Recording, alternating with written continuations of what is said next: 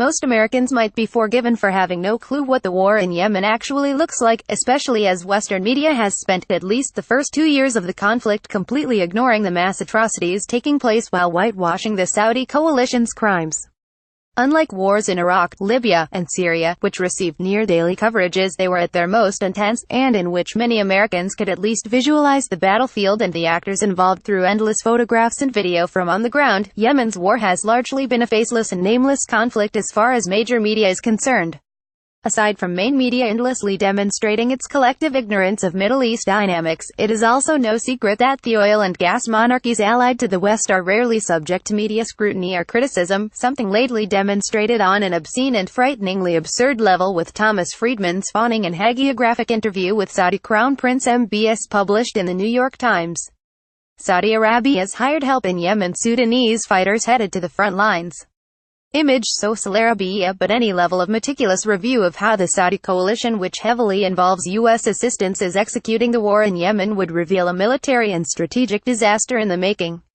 As Middle East Eye editor-in-chief David Hurst puts it, all in all, the first military venture to be launched by the 32-year-old Saudi prince's defense minister is a tactical and strategic shambles, and if current battlefield trends continue, the likely outcome will be a protracted and humiliating Saudi coalition withdrawal with the spoils divided among Houthi and Saudi allied warlords, as well as others vying for power in Yemen's tenuous political future.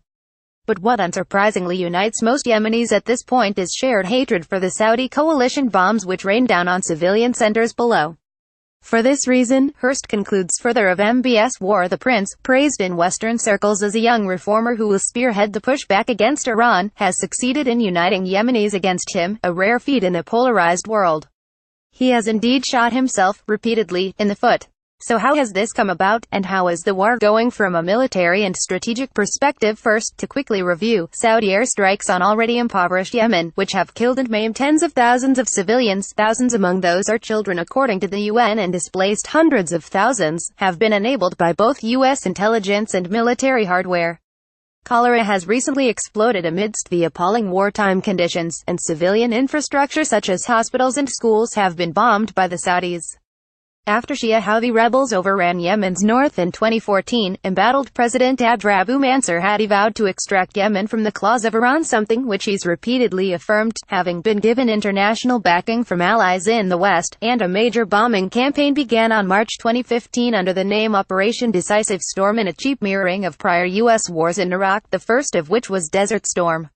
Saudi Arabia and its backers fear what they perceive as growing Iranian influence in the region, something grossly exaggerated, and seek to defend at all costs Yemeni forces loyal to President Hadi.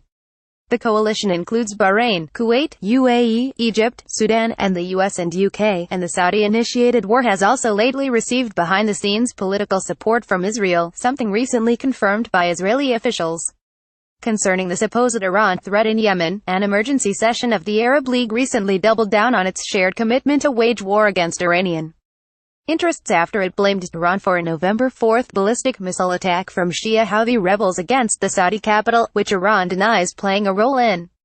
But the Saudi coalition is now in shambles according to a new Middle East Eye investigation. The report highlights some surprising facts long ignored in main media and which give insight into how the Saudi military campaign is likely to end in total failure, as more than 2 years into a disastrous war, the coalition of ground forces assembled by the Saudis is showing signs of crumbling. The multinational Saudi coalition is showing signs of crumbling while increasingly relying on mercenaries fighting on the ground in Yemen. Below are 5 key takeaways from the report. 1. Saudi coalition ground forces have a huge contingent of foreign fighters, namely Sudanese troops with UAE officers, suffering the brunt of the battle on the front lines. Sudanese forces, which constitute the bulk of the 10,000 foreign fighters in the Saudi-led coalition, are suffering high casualty rates. A senior source close to the presidency in Khartoum told Middle East Eye that over 500 of their troops had now been killed in Yemen. Only 2 months ago, the commander of the Sudanese Army's Rapid Support Force, Lieutenant General Mohammed Hamdan Hamadati, quoted a figure of 412 troops killed, including 14 officers, to the Sudanese newspaper Al Akhbar. There is huge pressure to withdraw from this ongoing fight, the Sudanese source told me. A force of up to 8,000 Sudanese troops are partly led by Emirati officers. They are deployed in southern Yemen as well as to the south and west of Taiz in Al-Maka. Sudan's President Omar al-Bashir has been dubbed President of the Mercenaries for accepting over $2.2 billion from Saudi Arabia and Qatar in order to provide cannon fodder for the Saudi ground war in Yemen in the form of thousands of young Sudanese troops, but he is threatening revolt. To escape his untenable position, he is reportedly seeking help from Putin. At home, Sudan's President Omar al-Bashir is also having second thoughts. He remembers the lifeline he got when Riyadh deposited $1 billion in Sudan's central bank 2 years ago, followed by Qatar's $1.22 billion. But he hardly enjoys being known as President of the Mercenaries, and he has other relationships to consider. On Thursday, Bashir became the latest of a procession of Arab leaders to beat a path to Vladimir Putin's door. He told the Russian president he needed protection from the U.S., was against confrontation with Iran, and supported the policy of keeping Syrian President Bashar al-Assad in power. This follows an incident at home, which was variously described as espionage and a coup attempt. Taha Osman Ahmed al-Hussein was dismissed as the director of the office of the Sudanese president after he was discovered carrying a Saudi passport and a residency permit for the UAE. He was caught maintaining secret contact with both. 3 Saudi-backed Yemeni fighters are increasingly mutinying and fear local mass pushback from Yemen's civilian population due to the unpopular bombing campaign. Mutiny is also stirring in the ranks of Yemenis who 2.5 years ago cheered the Saudi pushback against the Houthis who are trying to take over the entire country. The Saudi relationship with Islah, the largest group of Yemeni fighters in the ground force employed by the coalition, has at best been ambivalent. The Crown Prince Mohammed bin Salman's closest partner in Yemen, Mohammed bin Zayed, Crown Prince of Abu Dhabi, is openly hostile to the Muslim Brotherhood-affiliated Yemeni party. The Islahi leadership are feeling the political price they are paying for supporting a campaign that turned in Yemeni eyes from liberation to occupation. Enough is enough. The regional Islahi leadership are now talking of starting direct negotiations with the Houthis, a senior Islah source told me. 4 Saudi proxy fighters are at war with each other, and Emirati-backed militia fighting under the Saudi coalition is assassinating other members of the Saudi coalition in what's increasingly an internal coalition civil war. They are also paying a physical price.